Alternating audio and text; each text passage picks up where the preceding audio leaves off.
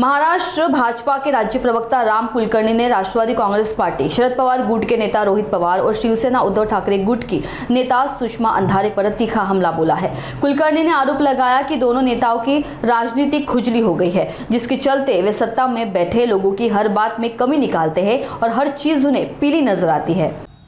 रोहित पवार असो, सुषमा अंधारे असो किंवा आमचे विरोधक इतरही असो, या मंडळींना सत्ताधाऱ्याच्या विरोधामध्ये कावीळ झाला की काय, ज्यामुळे त्यांना सर्व काही पिवळं दिसते। महात्मा फुले विद्यापीठानं व्हॉइस ऑफ देवेंद्रजी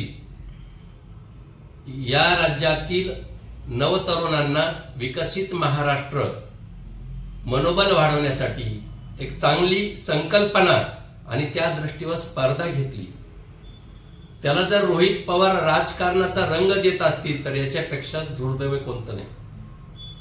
मुख्यमंत्र्याच्या नावाने, आणि मुख्यमंत्री हा कुठल्याही पक्षाचा नसतो हे देखील या मंडळींना कळत नाही। माझा त्यांना एक सवाल आहे की आम्ही आज सत्तेत आहोत म्हणून व्यवस्था सर्वत्र दिसते, पण तुम्ही जेव्हा सत्तेमध्ये होता तेव्हा देशात आणि राज्यात वेगवेगळ्या विद्यापीठामध्ये तुमचे पंतप्रधान जायचे, केंद्रीय मंत्री जायचे, मुख्यमंत्री जायचे, उपमुख्यमंत्री जायचे।